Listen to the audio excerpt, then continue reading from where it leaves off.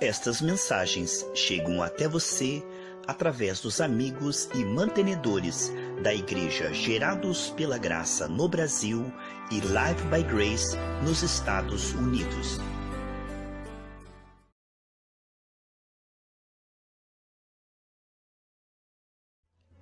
Meditações no Esconderijo do Altíssimo, parte 5, final.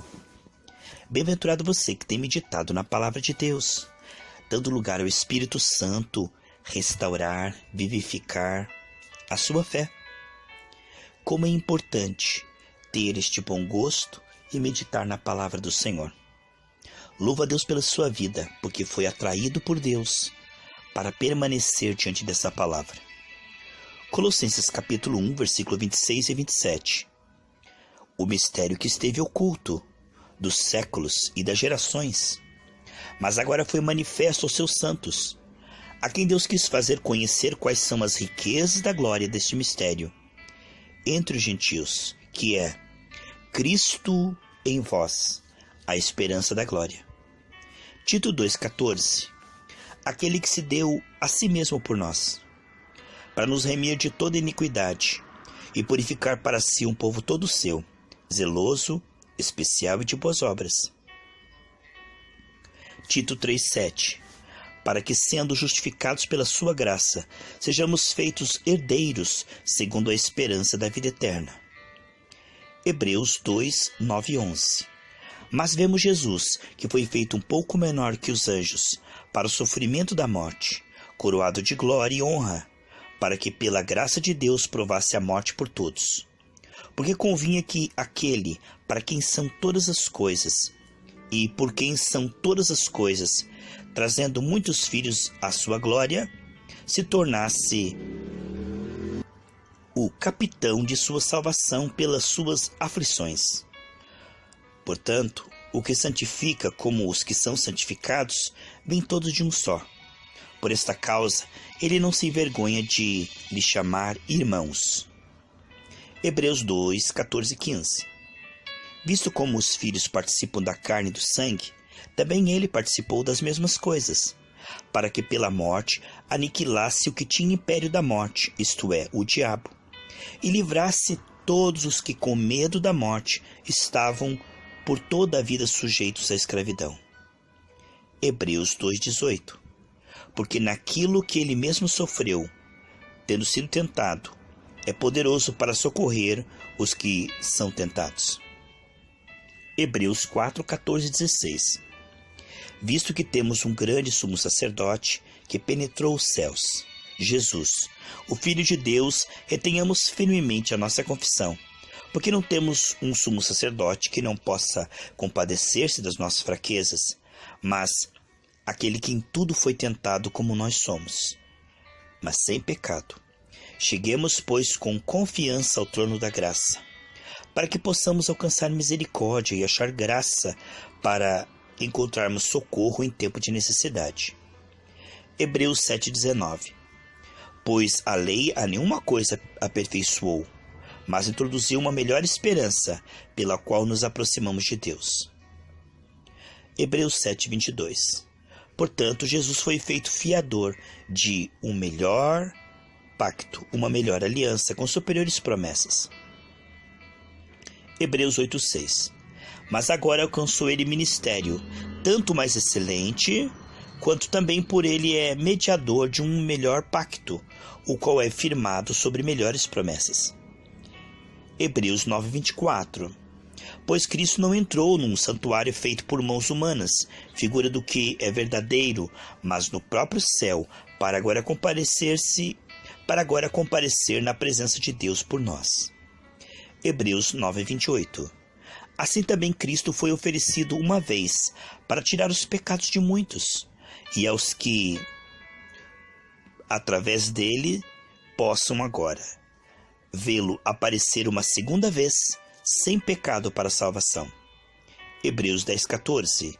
Pois com uma só oferta ele tem aperfeiçoado para sempre os que estão sendo santificados.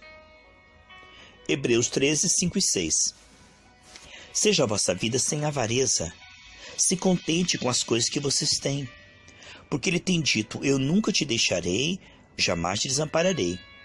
Deste modo, com plena confiança, digamos: o Senhor é o meu ajudador, eu não temerei o que me pode fazer o homem.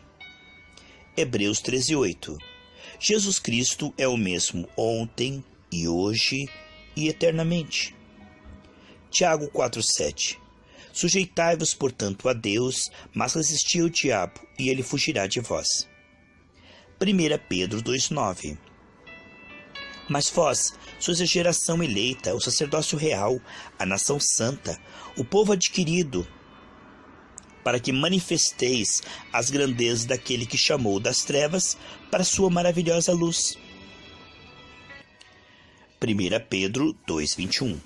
Porque por isso fosse chamados, porque também Cristo padeceu por nós, deixando-nos o exemplo para que sigais as suas pisadas. Hebreus 13:5 e 6.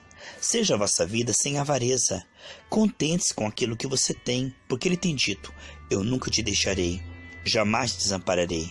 Deste modo, com plena confiança, digamos: o Senhor é o meu ajudador, não temerei o que me pode fazer o homem. 1 Pedro 5:7. Lançando sobre ele todo o seu cuidado, porque ele tem cuidado de vocês. 1 João capítulo 1, versículo 9. Se confessarmos nossos pecados, ele é fiel e justo para nos purificar dos pecados, nos perdoar de toda injustiça. Amém? Perdoados e purificados de toda injustiça é a promessa. 1 João 2:1. Meus filhinhos, essas coisas vos escrevo para que não pequeis. E se alguém pecar, temos um advogado junto ao Pai, Jesus Cristo, o justo. 1 João 3:2. Amados, agora somos filhos de Deus, e ainda não se manifestou o que havemos de ser, mas sabemos que quando ele se manifestar, seremos semelhante a ele, porque o veremos como ele é. 1 João 3,14. Nós sabemos que já passamos da morte para a vida, porque amamos os irmãos. Aquele que não ama seu irmão permanece na morte. 1 João capítulo 4, versículo 4. Vós sois de Deus, filhinhos, e já vencestes o maligno, porque maior é aquele que está em vocês do que aquele que está no mundo. 1 João 4,10. Nisto consiste o amor, não em que nós tenhamos amado a Deus, mas foi ele que nos amou e enviou seu Filho para a propiciação pelos nossos pecados. 1 João 4,15. Qualquer que confessar que Jesus é o Filho de Deus, Deus permanece nele e ele em Deus. 1 João capítulo 5, versículo 1. Todo aquele que crê que Jesus é o Cristo é nascido de Deus, e todo aquele que ama ao que o gerou, ama também aquele que dele é nascido. 1 João capítulo 5, versículo 4 e 5. Porque todo o que é nascido de Deus vence o mundo. Esta é a vitória que vence o mundo, a nossa fé. Quem é que vence o mundo, senão aquele que crê que Jesus é o Filho de Deus? 1 João capítulo 5, versículo 11 e 12. E o testemunho é este, que Deus nos deu a vida eterna, e esta vida está em seu Filho. Quem tem o Filho tem a vida, e aquele que não tem o Filho de Deus não tem a vida. Apocalipse capítulo 1, versículos 5 e 6. E da parte de Jesus Cristo, que é fiel testemunha, o primogênito dos mortos, e o príncipe dos reis da terra, aquele que nos amou e nos lavou dos nossos pecados no seu próprio sangue, e nos fez reis e sacerdotes para Deus e seu Pai. A ele glória e poder pelos séculos dos séculos. Amém. Grandes promessas para mim e para você em Cristo. Quem eu sou em Cristo, quem Cristo é em mim. Essa é uma meditação saudável. Alimentar-se da graça produz fé. Quando lembramos que estamos assentados à direita de Deus Pai, que em Cristo somos filhos, herdeiros, somos embaixadores celestiais, somos família de Deus, somos corpo de Cristo. Quando meditamos nisto, é como se vitaminasse a nossa fé, esclarecesse e fortificasse a nossa fé. A palavra de Deus, ela revela a nossa condição espiritual. Isto faz com que nós tenhamos ânimo e tenhamos uma nova identidade, uma nova nacionalidade, uma nova posição, uma nova condição, uma nova natureza. É a partir daquilo que descobrimos que somos em Cristo que encontraremos força para vencer a carne e o mundo do diabo. Ninguém vai se arrepender de se converter se primeiro não crer que em Cristo foi salvo, perdoado e aceito. Ninguém pode levantar um edifício sem primeiro fazer a fundação, cavar bem fundo. Sabe, essa é a rocha, é o fundamento. Em Cristo sou aceito, sou amado, sou filho. Em Cristo sou perdoado. Isso é muito importante. Sem esse fundamento e você construir paredes de boas obras, vai ruir, vai cair, casa sobre areia. Uma pessoa que não tem a revelação de quem ela é em Cristo, que Cristo fez na cruz do Calvário por ela, para que ela fosse aceita, perdoada e salva, todas as suas obras serão tentando ser salvas, tentando ser aceita. Isto é a essência da religião. A religião trabalha com o pecado, a culpa, pois o homem culpado e se sentindo em culpa e débito diante de Deus, essa pessoa terá que fazer sacrifícios financeiros, não é? E outros tipos de sacrifício. Mas não resta sacrifício, porque Jesus já fez o sacrifício e disse: está consumado. Já somos aceitos e abençoados em Cristo através da fé. A obediência e as boas obras são efeito, é como folhas e fruto. Mas a raiz é o que Cristo fez, é a nossa fé no que Cristo já consumou. Sabemos que as boas obras são efeitos, é para isso que fomos salvos. Mas as boas obras não salvam. Para quem é salvo, as boas obras é com gratidão, com alegria, com amor. As boas obras têm galardão, porque Deus ama o que faz com alegria, como filho, já salvo, entende? Mas aquele que faz com dúvida da sua salvação, que faz para tentar ser salvo, este acaba sendo amaldiçoado. Em Gálatas 3,10, e quando eu leio a palavra tentando praticá-la para ser aceito, eu caio debaixo de maldição. Agora, quando eu sei que em Cristo tenho um espírito de obediência e faço boas obras com alegria, aí tem um galardão. Deus aceita aquilo que eu faço em Cristo. Romanos 14,23, que tudo que não é de fé é pecado. Tudo aquilo que eu faço depois da cruz, que eu faço como filho, com a identidade de filho, com alegria, com gratidão, por amor a Deus e às vidas, tem recompensa. Não só aqui, Marcos 10,30, 100 vezes, mas também na vida eterna. Agora, as obras que são feitas por necessidade, com tristeza, né? Por causa do devorador, por causa da maldição, por causa do inferno, por culpa, por necessidade, esse tipo de obra não tem galardão. Ele é humano. Ele é obra de palha que queima, passa pelo fogo, não permanece. A pessoa que se vê em Cristo, tudo que ela faz é obra de ouro, pedra preciosa, dura para sempre. É muito importante a qualidade do que fazemos. Vejo que Marta estava tentando servir ao Senhor com um coração angustiado, perturbado, agitado. A obra dela não foi aceita, embora fosse uma boa obra. Boas obras só são aceitas quando eu entendo que já fui aceito.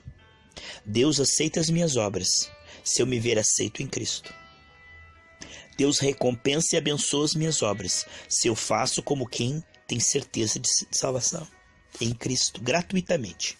Porque aquilo que é presente não pode ser comprado. Se custar 1 centavo, já não é presente. Assim, a salvação ela não é uma recompensa por boas obras. A salvação é um presente que Deus dá para aquele que coloca sua fé em Cristo e permanece até o fim. A Bíblia diz que aquele que permanecer até o fim será salvo. Quando a minha fé é colocada toda, completamente toda, 100%, no Senhor Jesus Cristo, eu sou salvo. Deus me declara sem culpa, perdoado e salvo. Eu passo a ser digno do céu pelos méritos de Cristo. Agora, quando eu tento alcançar isso por boas obras, por bom comportamento, pela religião, aí eu acabo rejeitando o único caminho, a única porta que Deus escolheu. Deus escolheu que os homens sejam salvos pela obediência de Cristo, pela obra consumada por Jesus na cruz do Calvário. A religião diz que nós podemos ser salvos por boas obras, por objetos, crendo em outros nomes, mas não há nenhum outro nome embaixo dos céus. Não há nenhum outro nome que possamos nos salvar, nenhum mediador entre Deus e os homens, senão o Senhor Jesus Cristo. Ele é o único e suficiente Salvador, não precisa de assistência de mais nada, não precisa de ajuda de ninguém mais. Ele é o único e suficiente Salvador. Quando colocamos toda a nossa fé, completa fé, no Senhor Jesus Cristo, aí Deus age. Se a sua fé estiver dividida entre Jesus e outros nomes, Deus não age. Quem age é o espírito do erro. Se a tua fé estiver em Jesus e no misticismo, Deus não age. Se a tua fé estiver em Jesus e na sua carne e nas suas obras, Deus não age. Deus age quando 100% da sua fé, a tua dependência total, está no Senhor Jesus Cristo. Esta é a fé que salva. A fé no Senhor Jesus Cristo.